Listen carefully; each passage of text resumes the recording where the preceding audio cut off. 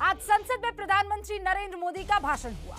तकरीबन 75 मिनट का ये भाषण था। प्रधानमंत्री नरेंद्र मोदी जो है वो संसद में संबोधित कर रहे थे, तमाम बातें उन्होंने की, लेकिन उनकी सबसे बड़ी चिंता किसानों को लेकर दिखी, किसानों के आंदोलन को लेकर दिखी। आखिर क्या वजह है कि हमारे किसान आंदोलन खत्म नहीं कर रहे हैं? सरकार एक के बाद एक उनकी मांगे मान रही है और इसमें कोई दो राय नहीं है। मांगे मान रही है सरकार, लेकिन किसान वापस अपने घर नहीं लौट रहे हैं। पीएम की चिंता वाजिब थी। देश जानना चाह रहा है कि आखिर किसानों का आंदोलन 75 दिन बाद भी क्यों जारी है। पीएम मोदी ने यही सवाल आज देश की संसद में उठाया। उन्होंने सवाल किया कि विपक्ष संसद को बताए कि आखिर दिक्कत वाली लाइन क्या है, इन बिलों में दिक्कत वाली लाइन आखिर है कहां, ये पूछा पीएम नरेंद्र मोदी ने। आंदोलनकारी बताए कि आखिर कानून में कहां दिक्कत है, लेकिन चंद घंटे बीत गए, कोई जवाब नहीं आया। ना तो विपक्ष की तरफ से कोई जवाब आया, ना आंदोलनकारी किसानों की तरफ से कोई जवाब आया। अब से थोड़ी देर पहले किसानों के नेता राकेश टिकैत हमारे स्टूडियो में आए। उन्होंने तो साफ कर दिया कि उनका आंदोलन जारी रहने वाला है। जब तक कानून रद्द नहीं हो जाता, आंदोलन जारी रहने वाला है।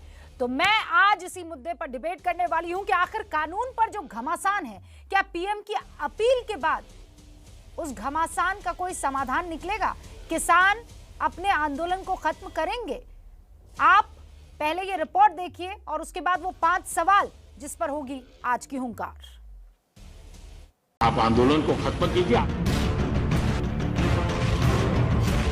और ये नया एफडीआई है, फॉरेन डायरेक्ट डिस्ट्रक्टिव आइडियोलॉजी।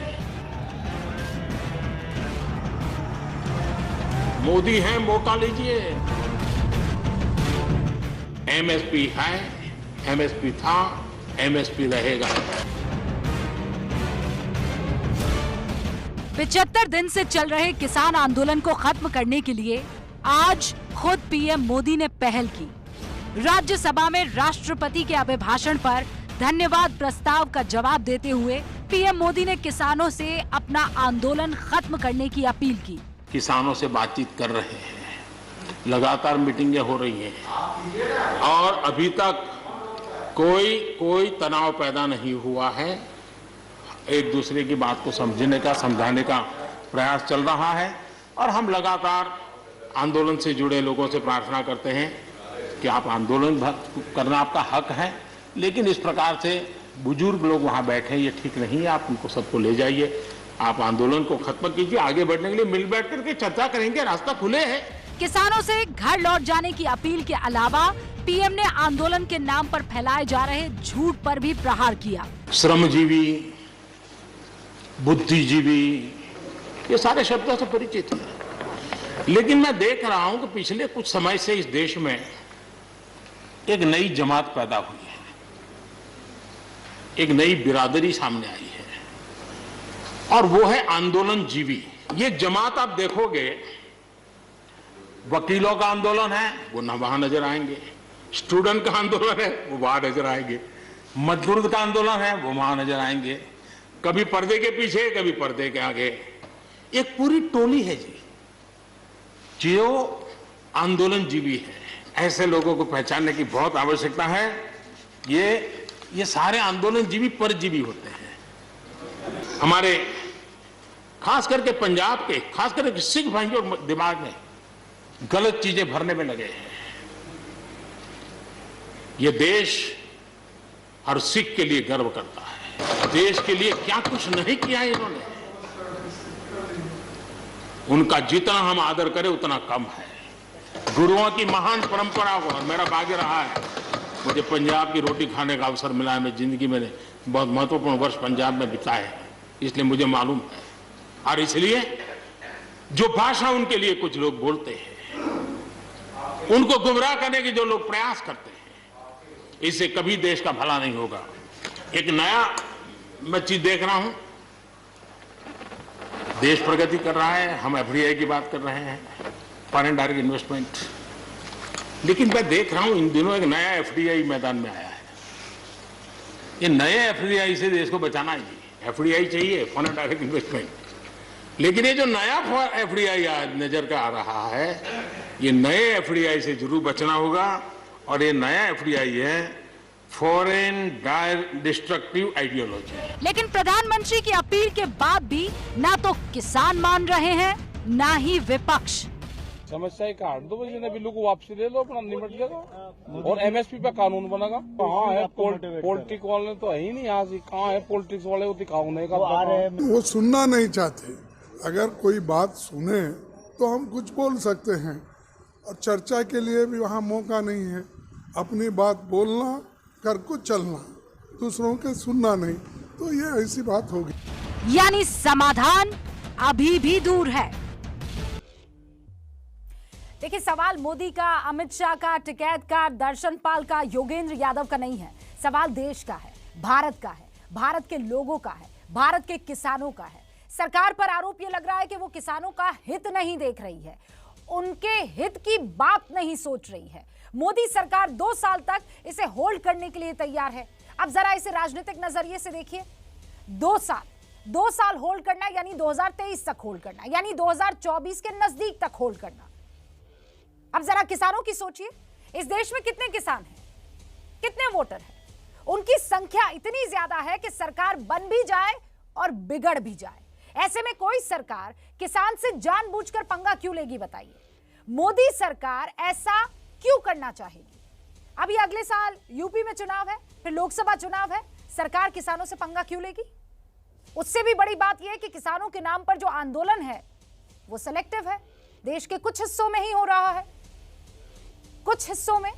तो क्या आज पीएम के जिस आंदोलन जीवी कैरेक्टर का नाम आया, वो आंदोलन जीवी यहां किसानों के मामले को हवा दे रहे हैं और एक अलग माहौल बनाने की कोशिश कर रहे हैं? हुंकार में आज वो सवाल जिनका जवाब यहां बैठे तमाम मेहमानों को देना होगा। पहला यह कि क्या मोदी की अपील का असर होगा? क्या किसान अपना आंदोलन वापस लेंगे? किसान सरकार की अगली बातचीत कब होगी? जिद पर अड़ेंगे तो समाधान कैसे ढूंढेंगे? क्या आंदोलन जीवी देश की हकीकत है? और सवाल तो यह भी कि आंदोलन में एफडीआई से फायदा किसका? एफडीआई आप समझ गए ना, फॉरेन डिस्ट्रक्टिव आइडियोलॉजी। किसका इससे फायदा है? तमाम खास मेहमान हमारे साथ जुड़ चुके हैं। के शर्मा साहब प्रवक्ता हैं बीजेपी के, हमारे साथ जुड़ चुके हैं। सुप्रिया श्रीनेत हमारे साथ जुड़ चुकी हैं, कांग्रेस की प्रवक्ता हैं। पुष्पेंद्र सिंह साहब जुड़ चुके हैं, अध्यक्ष किसान शक्ति संघ के। वीरेंद्र सिंह साहब जुड़ गए हैं, किसान नेता हैं। हमारे साथ हन्नान मौला साहब भी हैं, जो कि सीपीएम के नेता हैं, पोलित ब्यूरो के मेंबर हैं। और आपको ये बता दें कि सालों तक चुनाव लड़ा है, एमपी भी रहे हैं और अभी किसान संयुक्त मोर्चा जो है उसको रिप्रेजेंट भी कर रहे हैं। आप सभी का बहुत बहुत स्वागत है। हन्नान मौला, शुरुआत आपसे करने वाली हूं क्योंकि सबसे वरिष्ठतम आप यहां पर हैं। ये आंदोलन जीवी से क्या माने हैं? कौन है ये आंदोलन जीवी जिनकी जीविका ही आंदोलन से चलती है? ये भाषा जो किया है वो कॉरपोरेट जीबी है। एक कॉरपोरेट जीबी का भाषा है। जो गरीब लोग, जब जिसको खाना नहीं मिलता, जो 500 लोग पैदल जाते जाते परियायी श्रमिक मर गया, करोड़ों रोज को जो बेरोजगार है गांव में, खेत मजदूर का काम नहीं है, किसान खुदकुशी किया 4 लाख, ये सब जिसको नज़र में नहीं आता वो कॉरपोरेट जीबी है। कॉरपोरेट का पैसा में चुने हुए लोग कॉरपोरेट को दलाली करने के लिए ये एक नया हमला गरीब पर करता है। गरीब पर हमला करना एक कॉरपोरेट जीवियों का एक लक्ष्य है। ये लक्ष्य इसमें बोल रहे हैं। दुखद की बात है कि प्रधानमंत्री जी किसान को बदनाम करने के लिए उसको बोलता है कॉरपोरेट जीवी, माने क्या बोलता है, ये जीवी आंदोलन के बदनाम कर आंदोलन जीवी बोलता है। आंदोलन मोदी कहाँ से आया था? आसमान से गिरा था? चाय बेचते बेचते प्रधानमंत्री हुआ था ना? बीजेपी का, आरएसएस का आंदोलन से वो सामने आया था। ये जो बात कहना है, आंदोलन को बदनाम करना, एक कॉरपोरेट को दलाली करने का भाषा है। अदानी अंबानी का पैसा खाके उसी का पैसा से जो सरकार बनता है, उसी सरकार उसी को भाषा बोलता है। कॉरपोरेट को सारे हित देना है। हमारा देश में किसान आधारित खेती है। हिंदुस्तान में खेती है किसान आधारित। 70 करोड़ किसान इसमें जुड़ा हुआ है, उसी से उसको रोटी रोजी है। आज किसान को हटा के उसी जगह में कॉरपोरेट को बैठाने का जो नीति है, कॉर्पोरेट आधारित कृषि बनाने का, जैसा अमेरिका में उस उन्नत देश में है, उसी जगह में ले जाने की जो बात है, इसी में विरोध है। कोई शब्द या सेंटेंस से विरोध नहीं है। हमारा मूल जगह में बात है, किसान के हाथ किसी रहेगा और खेती कॉर्पोरेट का हाथ चला जाएगा। ये बेसिक जगह में विरोध है। और कॉर्पोरेट जीवी जो सरकार है, वो कॉर्पोरेट जीवी किसान के विरोधी करता। ओके, हन्नान साहब मुझे ये बताइए, आप कह रहे हैं कि किसान के हाथ में खेती रहनी चाहिए, तो ये खेती उठाकर ले कौन जा रहा है? खेत कौन उठाकर लेकर जा रहा है? आप देखिए ना, इस देश में दूध जो है, दूध का उत्पादन से लेकर, आप मुझे बोले। हाँ हन्नान साहब सुनिए ना, मेरी बात सुनिए, मैं बहुत कायदे से आपकी बात सुन रही थी। मैं ये समझना चाह रही हूँ कि यहाँ पर जो दूध की यहाँ पर प्रोडक्शन होता है, और वो भी तो कॉर्पोरेट ही तरीके से होता है ना। वहां किसी ने किसी की गाय थोड़ी चुरा ली। कॉर्पोरेट कहाँ है? वो कोऑपरेटिव है, कॉर्पोरेट नहीं है। कोऑपरेटिव है, कॉर्पोरेट नहीं है। हाँ, कोऑपरेटिव भी है सर। सामने लाना है सर सुनिए मेरी बात, अदानी अंबानी को सामने लाना है। नहीं, मैं ये कहने की कोशिश, हाँ सर सुनिए, कोऑपरेट दोनों उल्टा है। नहीं हन्नान साहब मैं समझ गई, ठीक है, आपने मुझे करेक्ट कर दिया। कोऑपरेटिव है, लेकिन है तो कॉन्ट्रैक्ट ही ना, है तो कॉन्ट्रैक्ट ही। अब उसमें कहाँ किसी ने किसी की गाय या भैंस ले ली? यहाँ भी वो कॉन्ट्रैक्ट फार्मिंग होगी। यहाँ कैसे कोई किसी के हाथ में से खेत को उछाल कर लेकर चला जाएगा या छीन कर लेकर चला जाएगा?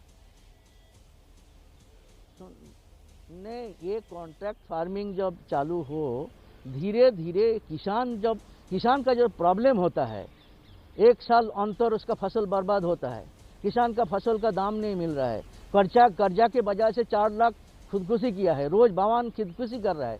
ये हमारा देश का बुद्धिजीवी शहरवासी का कोई चिंता ही नहीं है। वो लोग जो मर रहा है, इसलिए उसको कहना, ये जो जब उसका जमीन माने जब कर्जा हो जाता है, वो जमीन बेचने में मजबूर होता है। और धीरे धीरे ये सब कॉर्पोरेट लोग ऑलरेडी जमीन लेना शुरू कर दिया। ये कॉर्पोरेट खाते में अब अमेरिका में मात्र 3 लाख किसान है 35 करोड़ आबादी में। हिंदुस्तान में वो नहीं चल सकता। यहाँ 70 करोड़ किसान है, उसको किसान रखना पड़ेगा, खेती करने के लिए मौका देना पड़ेगा, और उसको हटा के मुट्ठी भर कॉर्पोरेट के हाथ में। क्या आप ये कह रहे हैं कि पुराने तौर तरीकों को हम छोड़ के आगे बढ़े ही ना? जो खेती करेगा वो कहीं तो जाएगी ना, उसे कौन खरीदेगा? नहीं, उसे कौन खरीदेगा? नहीं जरेंगे, नहीं खेती करेंगे तो क्या हमारा खरीदेगा? जो खाते हैं खरीद नहीं कर रहे क्या?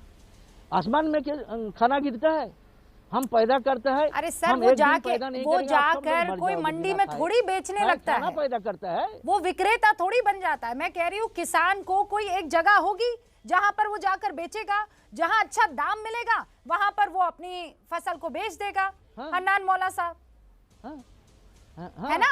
हाँ, तो अब ऑप्शन दिया जा रहा है, तो हम मांग रहा है। वही तो ऑप्शन दिया जा रहा है, फिर आप क्यों नहीं मान रहे? सुपारिश किया था, और सुनिए ना, स्वामीनाथन कमीशन सुपारिश किया था, एवरी 80 स्क्वायर किलोमीटर, मैंने 9 बाई 9 किलोमीटर में एक मंडी खोलने का सुपारिश किया था कि मंडी में किसान बेचेगा। मगर आज पंजाब, हरियाणा और उत्तर प्रदेश के बिना पूरा हिंदुस्तान में वो मंडी नहीं है। सरकार उसमें इन्वेस्ट नहीं कर रहा है। अभी प्राइवेट को मंडी बनाएगा। के शर्मा साहब, अदानी अंबानी हन्नान मौला कुछ सवाल पूछ रहे हैं, उनका जवाब दीजिए। मैक्सिमाइजेशन करने के लिए। ठीक है रूबिका जी, मैं धन्यवाद दूंगा आपको कि आपने इस डिबेट की शुरुआत जो है हन्नान साहब से किया, और 2 प्रश्न आपने उनके सामने किया, और दोनों प्रश्नों में इतनी बुरी तरह लड़खड़ा गए, मुझे आश्चर्य हुआ इतने सीनियर लीडर हैं जवाब तक नहीं दे पा रहे। आपने जब उनसे पूछा कि आपकी खेती को कौन ले जाएगा, तो उसका जवाब नहीं दे पाए वो, और वो घूमने लगे अमेरिका और फॉरेन। यही तो हम पूछ रहे हैं। ये जो लोगों को गुमराह कर करके आप जो है अपनी जो नीति उसमें डाल रहे हैं, प्योर कम्युनिस्ट नीति, वामपंथ की नीति, यही कर करके आप, हमारा प्रश्न यही है, हम आपसे यही तो प्रश्न पूछ रहे हैं। आप इन तीनों कानून में कोई 3 कमियां तो दिखा दीजिए। आपसे जब पूछा कॉन्ट्रैक्ट फार्मिंग की बात, तो आपके पास जवाब नहीं है। कई राज्यों में पहले से कॉन्ट्रैक्ट फार्मिंग चल रहे हैं, और आप जो है, आपकी तो ये पुरानी नीति है। खेती से आपका कोई लेना देना नहीं है। आपने उद्योगों के साथ क्या किया, इसके प्रत्यक्ष उदाहरण जो है पश्चिम बंगाल में आपने 30 साल के शासन में दे दिया। 30 साल के शासन में आपने पश्चिम बंगाल को बर्बाद करके रख दिया। ये आपकी देन है इस देश को। आप मंडी पूछ रहे हैं, केरल के अंदर मंडी आपकी है, आपकी सरकार वहां रही है ना, लेकिन आप उसका जवाब नहीं देंगे।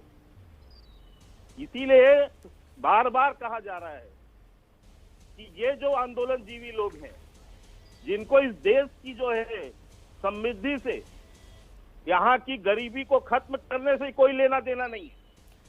तो के शर्मा साहब, मुझे एक बात बताइए आप, मैंने सुन लिया, हन्नान मोला से वो तमाम सवाल मैंने पूछ लिए थे। आप मुझे ये बताइए कि कुछ ऐसा ही प्रावधान जब यूपीए अपने टाइम में लेकर आ रही थी तो आप लोग सड़कों पर क्यों उतरे थे? आपको किस बात की आपत्ति थी?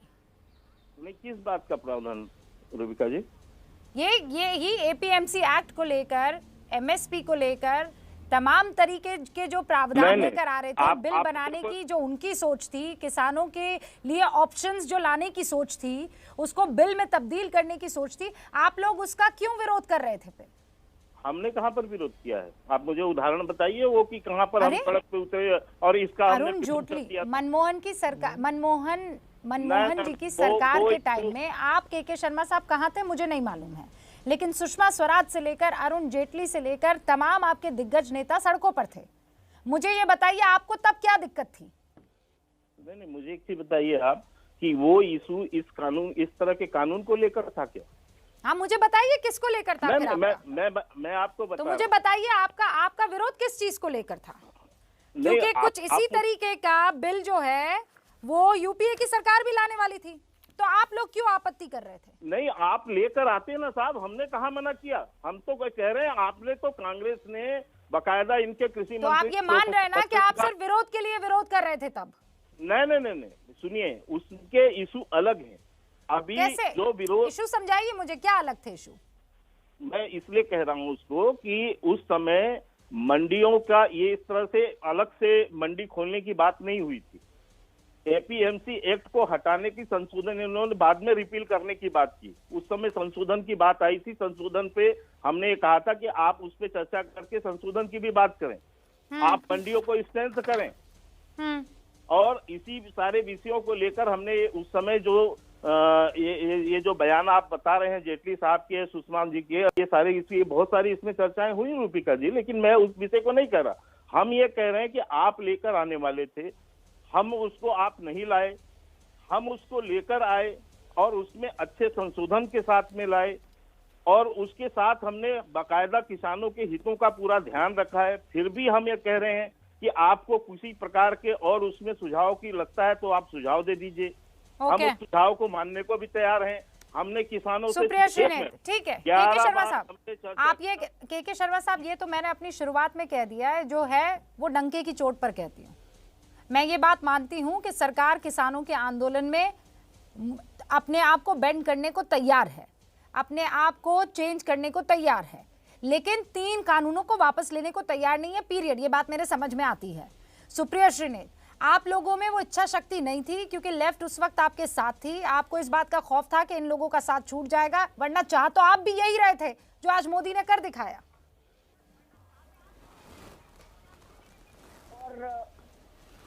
नहीं, बिल्कुल नहीं। और मुझे लगता है डिबेट अभी तक बहुत अच्छा हुआ है, कोई एक दूसरे के बीच में नहीं बोला है। मैं कुछ तथ्यों को आपके सामने रखने से पहले कुछ एक बात जरूर कहना चाहती हूं प्रधानमंत्री के आज के राज्यसभा के अभिभाषण पे। प्रधानमंत्री ने आज एक नया टर्म जो आपने बोला, आंदोलन जीवी की बात करी। मुझे ऐसा लगता है ये इस देश के स्वतंत्र समाज पर बड़ा गहरा तमाचा है, क्योंकि हमारी नींव ही आंदोलन की पड़ी हुई है। भारत की नींव स्वतंत्रता आंदोलन की पड़ी हुई है, तो आंदोलनकारियों का तिरस्कार करना, हमारे तो कल्चर, हमारी डेमोक्रेसी में हमारा लोकतंत्र आंदोलन से अलंकृत है, तो आंदोलन का विरोध करना, उसको तिरस्कृत करके उसका उपहास उड़ाना, मुझे लगता है बहुत गलत काम हुआ आज। दूसरी बात मैं कहूंगी, प्रधानमंत्री महोदय ने कहा एमएसपी था और रहेगा, वो अपनी बात जगह बिल्कुल सही कह रहे हैं। यही बात उन्होंने गुजरात के मुख्यमंत्री रहते हुए भी, शायद के शर्मा जी को ना पता हो जो आपने उनसे सवाल पूछा, गुजरात के मुख्यमंत्री रहते हुए भी मोदी जी ने वर्किंग कमेटी के चेयरमैन होने के नाते लिख कर दिया था एमएसपी को कानूनी जामा पहनाइए। तो आज तो मोदी जी ही मोदी जी की बात नहीं सुन रहे हैं। जेटली जी और सुषमा जी क्या कहते थे, मैं उस पर अभी बाद में आऊंगी। एक बात मैं और करना चाहती हूं, आज मोदी जी ने जो एफडीआई के ऊपर पूरी भाजपा कूदती थी, फॉरेन डायरेक्ट इन्वेस्टमेंट को, उसको फॉरेन डिस्ट्रक्टिव आइडियोलॉजी कह दिया। इसका एक दूसरा उदाहरण भी दे सकते हैं, इसको फियर, डिसेप्शन, इंटिमिडेशन भी कह सकते हैं। लेकिन एक बात उन्होंने बहुत अच्छी करी, उन्होंने भक्त मंडली पर, भाजपा के मंत्रियों पर, भाजपा के प्रवक्ताओं पर और भाजपा के एमपीज और एमएलएस पर एक अंकुश तो लगाया कि सरदारों को, किसानों को खालिस्तानी और अपशब्द कहना गलत है। उन लोगों को प्रधानमंत्री महोदय की जो उन्होंने इशारा किया उससे सीख लेनी चाहिए कि यह कहना गलत है, यह कहना छोड़ दीजिए, यह प्रधानमंत्री जी को भी अच्छा नहीं लगता है। ऐसा है, जो आपने एक बात कही दूध की, बिल्कुल सही बात, आपने बिल्कुल सही मुद्दा उठाया। कोऑपरेटिव और कॉर्पोरेट में अंतर होता है। कोऑपरेटिव में जो ओनरशिप होती है ना, वो किसानों की ही है, वो जो गाय भैंस जिनकी है उन्हीं की ओनरशिप है। कॉर्पोरेट और कॉन्ट्रैक्ट फार्मिंग बिल्कुल अलग है। जो तीसरा लॉ है, farmers empowerment protection and agreement on price assurance, उसमें सीधे तौर से सबसेक्शन 4 में ये लिखा हुआ है रूबिका जी, और मुझे लगता है बहस इन मुद्दों पर होनी चाहिए। सीधे तौर से अंकित है कि कॉन्ट्रैक्ट करते वक्त एक क्वालिटी तय हो जाएगी, अगर उस क्वालिटी का प्रोड्यूस नहीं हुआ तो वो प्रोड्यूस नहीं खरीदा जाएगा।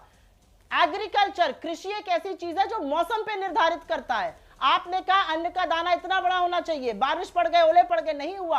आपने देखा यहां पर मध्य प्रदेश में अडानी ने सोयाबीन नहीं खरीदा इस सीजन में, किसान खेत में खेत लगा वहां पे परेशान हो गए, मूंगफली नहीं खरीदी गई इस सीजन में अडानी के द्वारा। तो ये सारी दिक्कतें रहेंगी। तो प्रधानमंत्री जी अपनी खुद की बात मान लें, एमएसपी था और रहेगा। आप एक संशोधन ले आइए, आप तो ऑर्डिनेंस के मास्टर हैं, लाइए कानून, बनाइए कानून, कहिए एमएसपी रहेगा, आपकी बात पूरा देश मानेगा। आपके जबानी जमा खर्च को देश मानने को आज तैयार मैंने आपको पूरा मौका दिया। आप मुझे एक बात बताइए सुप्रिया, आपने एमएसपी पर कानून क्यों नहीं बनाया? बिल्कुल, आप लोगों ने क्यों एमएसपी पर कानून नहीं बनाया? हमने एमएसपी पे कानून क्यों नहीं बनाया, मैं बताती हूँ।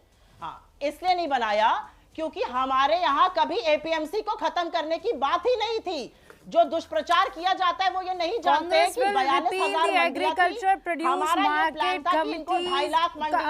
कमिटी एक्ट, ये मैं कब का पढ़ी हूँ, Congress manifesto on farmers 2019। I know you are quoting. The Essential Commodities Act 1955 belongs to the age of controls.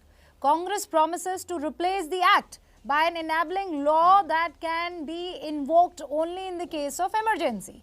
It will make trade in agriculture produce, including exports and interstate trade, free from all restrictions. ये किसने कहा था? मैंने तो नहीं कहा था ये, सुप्रिया जी। आप कह रहे हैं कि हमने एपीएमसी एक्ट हटाने की कभी बात ही नहीं की। तो अब मुझे बोलने दीजिए। आपने बिल्कुल, मैं बताऊंगी, आपने सेक्शन 1 जो पॉइंटर था वो उठा के पढ़ा।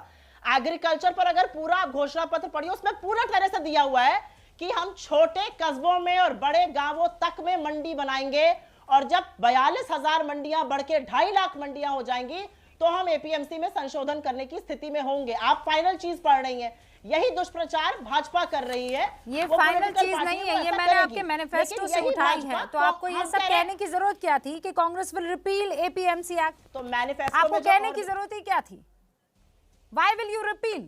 Because we said ना, क्योंकि हमने कहा ना हम 42, अगर आप मेरी बात अब सुनिएगा, 42,000 मंडियों को बढ़ाकर जब हम 2.5 लाख मंडियां बढ़ा देंगे तो नेटवर्क बड़ा बन जाता, प्राइस डिस्कवरी बेटर होती। अगर आपको पता हो कैसे प्राइस डिस्कवरी होती है मार्केट में तो वो हो जाता। लेकिन आप बिना प्राइस डिस्कवरी किए बोल रहे हैं। आज तो प्रधानमंत्री जी ने कह दिया ना कि छोटे किसान हैं, छोटे किसान कहाँ जाएंगे? क्या किसान मुजफ्फरपुर? आज प्रधानमंत्री नरेंद्र मोदी ये कह रहे थे कि ये जो 3 कानून हैं ये उन छोटे किसानों को फायदा पहुंचाने के लिए ही है। और आज 75वां दिन हो गया है मुझे इसी मसले पर लगातार डिबेट करते हुए, इसी पूरे के पूरे एक्ट के निटिग्रिटीज को समझते हुए। लेकिन परेशानी ये है कि आप उन्हें आंदोलनकारी कह रही हैं, लेकिन सच ये है कि आंदोलन जीवी वहां घुसे हुए हैं जो नहीं चाहते हैं कि ये आंदोलन खत्म हो, किसानों और सरकार के बीच में बात बने। मैं फिर कह रही हूं, ये बात हिंदुस्तान की है, किसान की अलग या नेताओं की अलग नहीं, हिंदुस्तान की है। 75 दिन हो चुके हैं। राष्ट्रपति के अभिभाषण पर आज जब प्रधानमंत्री नरेंद्र मोदी ने संबोधन शुरू किया, खत्म होने के फौरन बाद आज किसान नेता राकेश टिकैत एबीपी न्यूज के स्टूडियो में आए और सुमित अवस्थी से बातचीत के दौरान उन्होंने क्या कुछ कहा, इस बिल को लेकर और बिल के वापस ना लेने पर आपको सुनना चाहिए। प्रधानमंत्री नरेंद्र मोदी ने संसद में खड़े होकर कहा राष्ट्रपति के अभिभाषण के जवाब में कि कोई भी कानून परमानेंट नहीं होता है, किसी भी कानून में संशोधन संभव है। आप घर लौट जाइए, अगर ये कानून पसंद नहीं आएगा तो संशोधन कर लेंगे, वापस कर लेंगे। ऐसे नहीं होता। अरे देश का प्रधानमंत्री बोल रहा है, संसद में बोल रहा है, ये भी नहीं कि चुनावी रैली में बोल रहा है। उसको भी कागज पत्थर गलत पकड़ाते हैं देश के प्रधानमंत्री को। गलत प्रधानमंत्री को गलत बोल रहे हैं, प्रधानमंत्री गलत उसको कागज देते, प्रधानमंत्री को गुमराह कर रहे हैं, कागज गलत देते, प्रधानमंत्री को गुमराह कर रहे हैं। उनसे एक भाषण कौन गुमराह कर रहा है? पीएमओ के जो अधिकारी होंगे वे दे रहे हैं। प्रधानमंत्री को अपनी समझ नहीं है, एक बयान, प्रधानमंत्री जननेता नहीं है। नहीं ऐसा नहीं, उनको एक बयान दिलवा दिया प्रधानमंत्री को जननेता नहीं है, समझदार नहीं है। सहारनपुर में एक बयान उनसे दिलवा दिया कि गन्ने का भुगतान सरकार करेगी। और आपने बड़ी बात कह दी है। नहीं मैं कह रहा हूं, आपने प्रधानमंत्री का नाम लिए बगैर हमला कर दिया प्रधानमंत्री पे, उन पे गलत कागज पकड़ा देते हैं। प्रधानमंत्री है वो, हमारे प्रधानमंत्री है वो, देश के प्रधानमंत्री, आपका प्रधानमंत्री, देश का प्रधानमंत्री, हमारा प्रधानमंत्री अपील कर रहा है कि आप घर लौट जाइए, हम बातचीत करने को तैयार है। वो अकेले बीजेपी का नहीं है। कहाँ का बीजेपी का? देश का प्रधानमंत्री बोल रहा है, संसद में खड़े होकर बोल रहा है कि कानून में संशोधन संभव है। देश का प्रधानमंत्री बातचीत, आप जो कमेटी होगी बातचीत करेगी। अच्छा एक मिनट मान लो बीजेपी का प्रधानमंत्री है तो उसी बीजेपी का ना जिसको आपने वोट दिया, आपको तो खुश होना चाहिए। ये कह रहा है आपका अपना प्रधानमंत्री ये बोल रहा है। मैं ये कह रहा हूँ कि देश का प्रधानमंत्री है वो, एक पार्टी का नहीं किसी का। कहाँ है पार्टी का? हाँ पुष्पेंद्र जी माफी चाहती हूँ, शुरुआत में आपके पास नहीं आ पाई, लेकिन आज की बहस जो है वो बहुतों को पसंद आ रही है इस लिहाज से कि अपने मन की बात जो है सच्चाई से लोग यहाँ बता पा रहे हैं कि हमें दिक्कत कहाँ किस बात को लेकर है। पुष्पेंद्र जी, जब देश का प्रधानमंत्री सच में ये कहता है कि आप लोग घर चले जाइए, तो क्यों किसान नेता इस बात को नहीं मान रहे?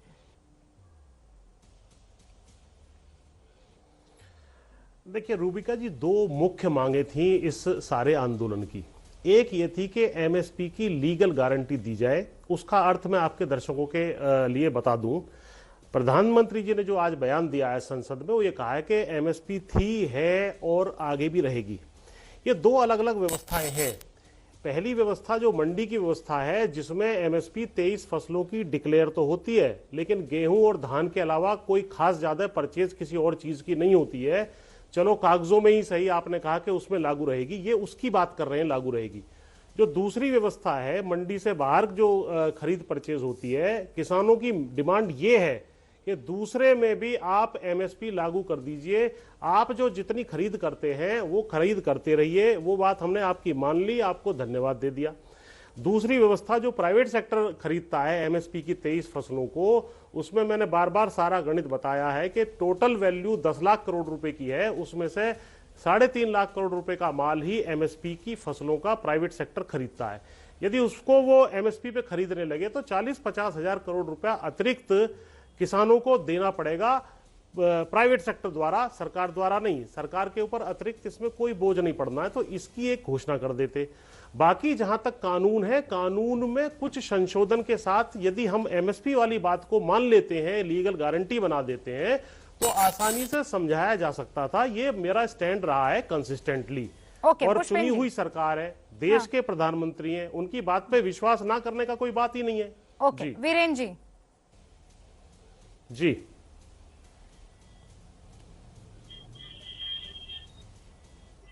बोलिए रूबिका जी। वीरेन जी, आपने सुना पुष्पेंद्र जी ये कह रहे हैं कि हमें गारंटी दे दीजिए एमएसपी की, बात खत्म हो जाएगी।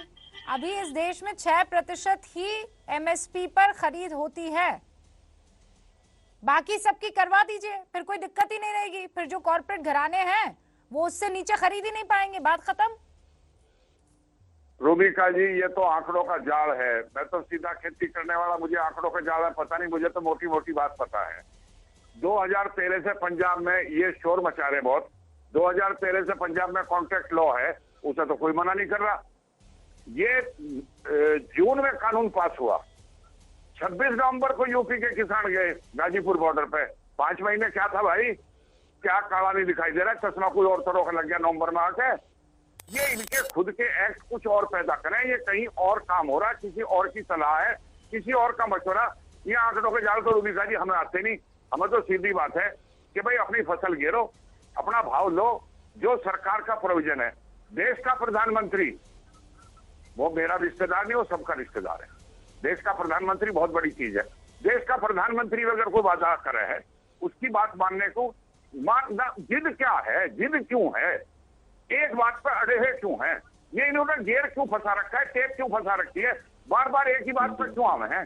पंजाब में जब लागू हो रहा, जब कहां गए थे ये जब जून में लागू हुआ, 3-4 जून के करीब ये कानून पास हुआ, 5-6 महीने लगे इसकी स्टडी करने में, और आज बार बार बात हो रही। ये तो एक किस्म से एनआरसी फैलाने की बात है। प्रधानमंत्री को ना मानना, संसद में खड़े होकर जो आदमी आश्वासन दे रहा, संसद की भी यकीन नहीं, प्रधानमंत्री का यकीन नहीं, किसका यकीन करेंगे भाई। पिछली बार चुन के आए हैं, 2014 ज्यादा सीट लेके आए हैं, ज्यादा तुम्हें अपने भरोसा, 4 साल इंतजार करो और लड़ो चुनाव। क्या हो गया? हन्नान मौला जी बड़े रक्षक रहे। खरी बात, सीधी बात। जी जी जी, नहीं चौधरी साहब, हम आपका जी नहीं, इनकी बात ठीक है। कहीं प्रधानमंत्री की बात को कोई गिरा नहीं रहा है। हम केवल प्रधानमंत्री जी से ये निवेदन कर रहे हैं कि जो प्राइवेट सेक्टर खरीदेगा उसके ऊपर भी एमएसपी यदि बाध्यकारी कर दी जाए तो उसमें सरकार को तो कोई बोझ उठाना नहीं है, कॉरपोरेट सेक्टर को पैसा देना है। तो अगर छोटे किसान जो हैं, जो जिनकी बात आज बार बार कही गई, अरे उन्हीं को तो एमएसपी नहीं मिल पा रहा है यहाँ पर देश में, तो वो सारा का सारा 23 फसलों की जो खरीद करता है वो 40-50 हजार करोड़ रुपया हर साल छोटे किसानों की जेब में से कॉर्पोरेट सेक्टर निकाल लेता है, शोषण करता है। उस पे लागू होना है, उसमें क्या आपत्ति है? प्राइवेट सेक्टर को लेना है, सरकार को नहीं खरीदना है। वो सरकार जो खरीद रही है वो खरीदती रहे। जी रूबिका जी, मैंने आपको वही बात बता दी है, तो आंकड़ों का भ्रमजाल है, पता नहीं कौन सी भूल भुलैया में लेके जावे हैं। ये देश की दोनों सरहद, तीनों सरहद जो है सेफ नहीं है। ये अंदर से नया काम पैदा कर रहे हैं। ये किसका पर्पस सॉल्व कर रहे हैं? हमें ये नहीं समझ में आ रहा। जब आश्वासन कोई प्रधानमंत्री दे रहा, अरे भाई हम तो चौधरी साहब के साथ रहे, महेंद्र सिंह टिकैत के, मुझे नहीं पता कौन किसकी गैल रहा, वे ये कहा करे थे, अरे कोई मंत्री नहीं आता तो संतरी आ जाओ, कोई आकर कुछ कह दो, हमारा एक कागज ले लो, हम अपने घर को चल रहे हैं। संविधान में संशोधन हो लिए 70-72 साल में, 100 संशोधन, जीएसटी में संशोधन हो लिए। भाई नहीं पसंद आवे तो क्या बात है, तो बैठिए, नेतागण बैठिए, खूब साड़ी वापस करके आवे, पसंद नहीं आती घर आके देखें और तरह की लगे वापस कर जावे, इसमें कानून में संशोधन हो जाएगा।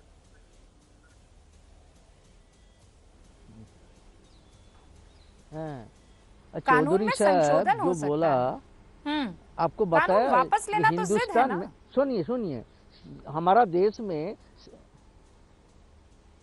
तो आपको मालूम है 1 महीना पहले हिंदुस्तान का 44 मजदूर कानून, 44 जो 70 साल में बनाया गया था, और 44 कानून को रिपील करके 4 लेबर कोड बना दिया।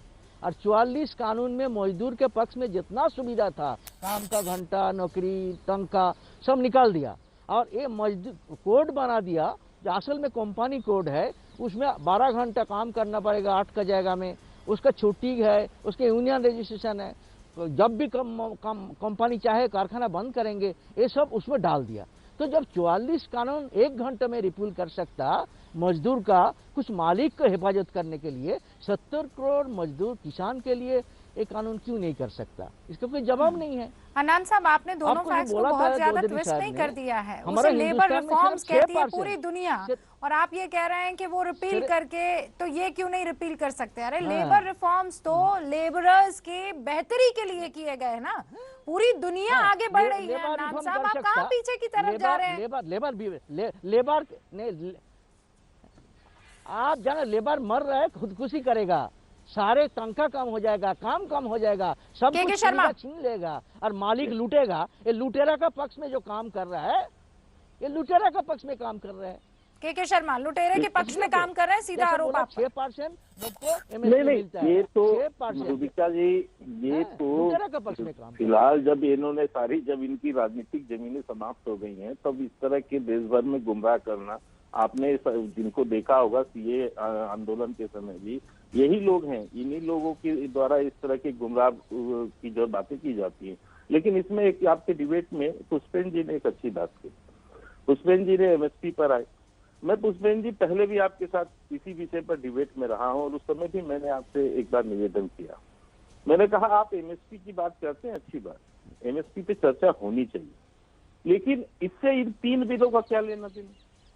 आप इस 3 बिलों के विरोध के आड़ में एक अलग विषय एमएसपी, एमएसपी इससे अलग विषय है, ये 3 बिल अलग हैं।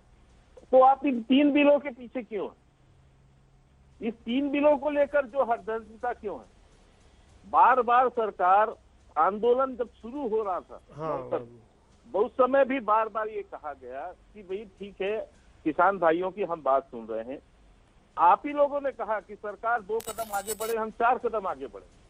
सरकार 10 कदम आगे बढ़ गई, लेकिन आज भी उसी हठधर्मिता पर है कि नहीं, केवल आप जो है कुछ भी कीजिए, कानून वापस कीजिए। हमने आपकी शंकाओं के आधार पर भी यदि उसमें कुछ संशोधन की आवश्यकता पड़ी, हमें लगा कि आप तो हमने उसमें भी मैं चाहती हूँ, ठीक है, ठीक सेकंड, आप ये कह रहे हैं कि आप इतना आगे बढ़े, आप इतना झुके, अब ये हठधर्मिता क्यों? ये फायदा पहुंचा रहा है क्या? सुप्रिया श्रीनेत,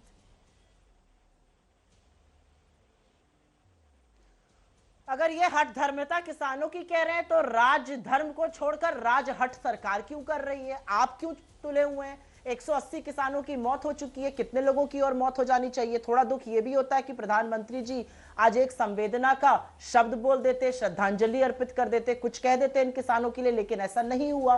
प्रधानमंत्री ने इंटरनेट के आंकड़े दिए, लेकिन ये नहीं बताया कि हरियाणा के 17 डिस्ट्रिक्ट में पहले और अभी भी 7 डिस्ट्रिक्ट में इंटरनेट गायब है। प्रधानमंत्री जी कहते हैं एमएसपी, शायद इनको पता ना हो। आप ये सब बातें बोलती नहीं, इंटरनेट गायब है, इसको लेकर बड़ा ह्यूमैनिटी के मसले पर बातचीत हुई है, लेकिन आप ये सब कैसे भूल जाते हैं कि टावर तोड़ दिए गए थे? यही किसान नेता थे, यही किसान आंदोलन कर रहे थे जब वहां नेटवर्क जो एक दूसरे को प्रोवाइड करने वाले टावर्स हैं उनको तोड़ दिया जाता है, तब आपको नहीं लगता है कि कोई परेशानी है? दोनों तरफ से हो रहा है ना, और दोनों को अब झुकना पड़ेगा। जब एक झुकने को तैयार है, 2 साल तक इसे रोकने को तैयार है, तो फिर हठ धर्मिता नहीं तो और क्या कहा जाए? ब्रेक के बाद स्वागत है आपका। उत्तराखंड के चमोली में ग्लेशियर हादसे को लेकर आज राज्य के सांसदों ने पीएम मोदी से संसद भवन में मुलाकात की। इस मीटिंग के दौरान गृह मंत्री अमित शाह और बीजेपी अध्यक्ष जेपी नड्डा भी वहां पर मौजूद थे। इस दौरान पीएम मोदी ने उत्तराखंड के सांसदों को हर मुमकिन मदद पहुंचाने का भरोसा दिया है। उत्तराखंड पुलिस के मुताबिक ग्लेशियर हादसे में मरने वालों की जो संख्या है वो बढ़कर अब 20 हो गई है। 197 लोग अभी भी लापता है। 35 लोग सुरंग में फंसे हुए हैं, जिन्हें निकालने के लिए लगातार कोशिशें हो रही है।